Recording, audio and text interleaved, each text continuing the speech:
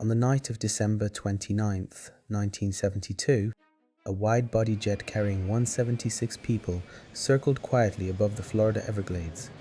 There was no storm, no mechanical failure, no emergency call from the cockpit. Inside the flight deck of Eastern Airlines Flight 401, three experienced pilots were focused on a problem so small it seemed harmless. Like a single burned-out light bulb, minutes later, the aircraft vanished from radar. But what makes Flight 401 one of the most talked about disasters in aviation history is not just how it crashed, it's what people claimed happened after. Pilots reported seeing dead crew members inside other aircraft. Flight attendants claimed to recognize faces that should not exist. And mechanics said they were warned of danger by men who had died years earlier. Was Flight 401 truly haunted, or is this a story of human error, trauma, and misunderstanding? Tonight, we uncover the true mystery of Flight 401. But before we get on to the story, please hit the subscribe button and like this video. The early 1970s were considered the golden age of commercial aviation. Jet travel was expanding rapidly. Airlines competed fiercely for prestige, speed, and safety. The public trusted airplanes more than ever before. Eastern Airlines was one of America's most respected carriers, and its newest aircraft, the Lockheed L-1 Isri TriStar, represented the future. It was advanced, automated, and marketed as one of the safest airliners ever built. Flight 401 was supposed to be just another routine journey from New York to Miami. But nothing about this flight suggested it would change aviation forever.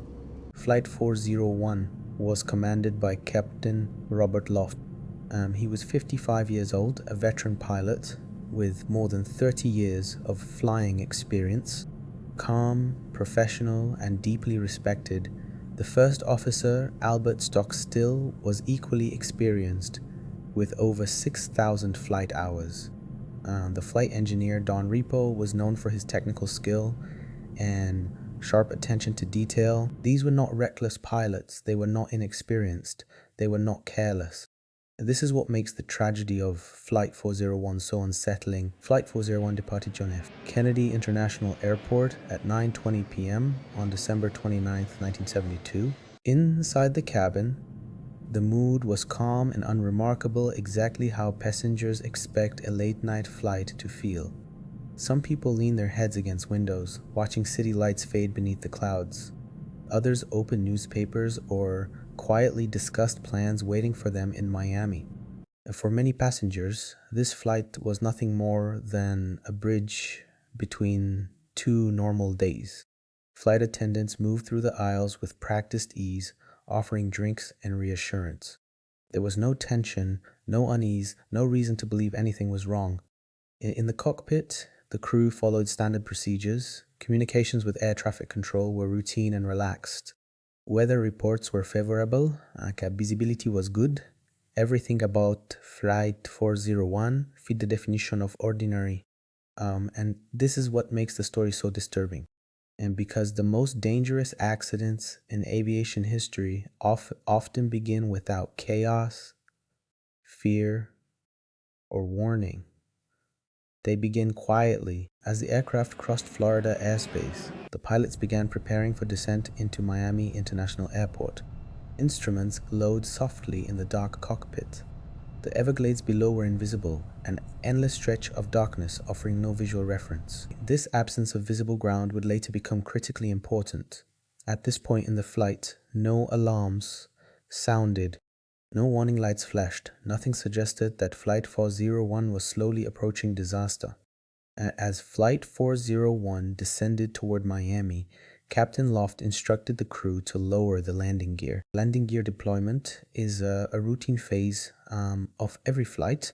Pilots expect confirmation lights, simple, reassuring signals that tell them the aircraft is configured safely for landing. Two green lights illuminated immediately, the third did not. The missing light indicated uncertainty about the nose landing gear.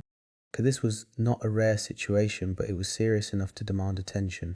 Landing without confirmation of nose gear position could result in collapse, fire, or loss of control, The crew acted responsibly. They informed air traffic control and requested a holding pattern over the Everglades to troubleshoot the issue.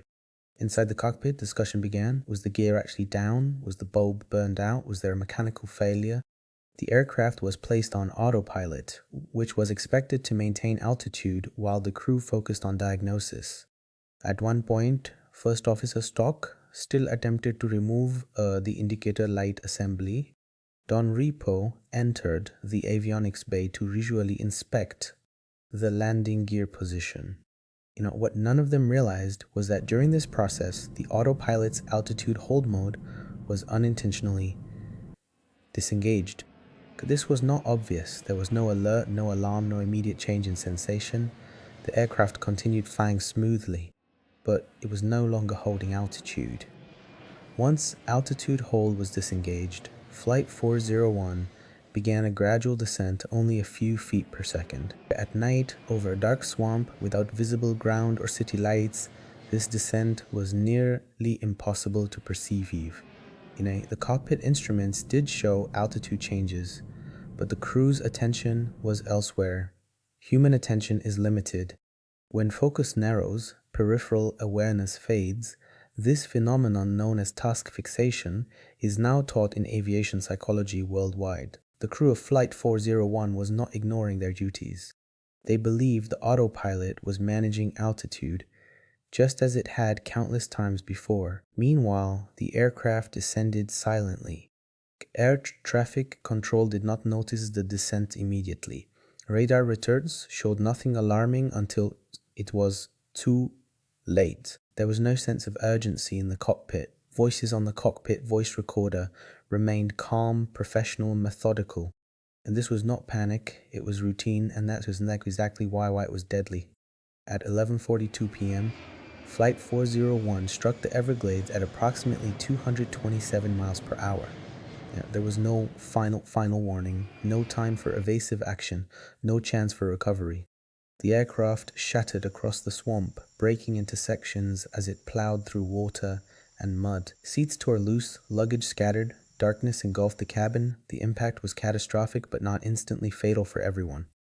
The soft, marshy terrain absorbed part of the force, preventing a complete disintegration of the fuselage. This grim detail allowed dozens of passengers to survive, but survival came at a terrible cost. Injured passengers found themselves submerged in water, surrounded by debris, fuel, and darkness. Screams echoed through the wreckage. Some passengers were trapped, some were unconscious, some did not survive the initial impact. For those who did, the fight to stay alive had just begun. The Everglades are not a forgiving environment. Water, mud, wildlife, and darkness turned the crash site into a nightmare. Flight attendants injured themselves, guided survivors through broken fuselage sections. Passengers helped lift others from wreckage. Acts of courage occurred quietly. Without recognition, helicopter crews arrived quickly, but navigating the swamp was dangerous and slow. Rescuers faced deep water, unstable wreckage, wildlife hazards, poor visibility. Many survivors were evacuated one by one, suspended beneath helicopters into the night sky. Some passengers wait hours for rescue. And later survivors would describe the experience as unreal, like being trapped between life and death. The National Transportation Safety Board launched a full investigation. Flight data and cockpit voice recorders revealed a chilling truth. There was no chaos in the cockpit, no confusion, no distress calls. The crew simply lost awareness of altitude. The landing gear was down and locked. The aircraft was mechanically sound. The crash was preventable. The official cause was pilot error due to distraction, but investigators went deeper. They recognized systemic issues like over-reliance on automation, poor crew communication, lack of cross-monitoring. From Flight 401 came one of the most important changes in aviation history, crew resource management. Pilots were trained to speak up, challenge decisions, and constantly monitor the aircraft even during minor issues. Modern aviation safety culture was born from this tragedy. Months after the crash, strange reports began circulating within Eastern Airlines. Crew members claimed to see Captain Loft seated silently in cockpits of other aircraft. Others said Don Reaper appeared to mechanics during maintenance, warning them of problems. And witnesses claimed to recognize faces from crash investigation photos. Eastern Airlines officially denied the stories. No evidence was ever found. No photographs, no recordings, no documentation, yet the stories persisted past quietly among crews. Flight 401 became known as the haunted plane. Psychologists offered explanations grounded in science. Trauma affects perception. Can memory reshapes itself? Rumors amplify belief. Some aircraft reused parts salvaged from Flight 401. Increasing coincidence and misidentification. In high-stress professions, shared stories can feel real even when unverified. None of this dismisses the experiences of those who reported sightings, but science suggests that human minds seek meaning after tragedy. Today, Flight 401 is studied by pilots across the world. It is taught not as a ghost story but as a lesson in humility. A reminder that small problems can have deadly consequences. Experience does not eliminate human error. Awareness must never be assumed. Every modern cockpit carries lessons learned from Flight 401. Flight 401 was not just an accident, it was a moment when aviation confronted its own limits. Whether the stories of ghosts are warnings from beyond or echoes of human grief and memory, one truth remains undeniable. Because of Flight 401, the skies became safer for everyone. If you like the breakdown, please subscribe to this channel for more interesting content. Thanks.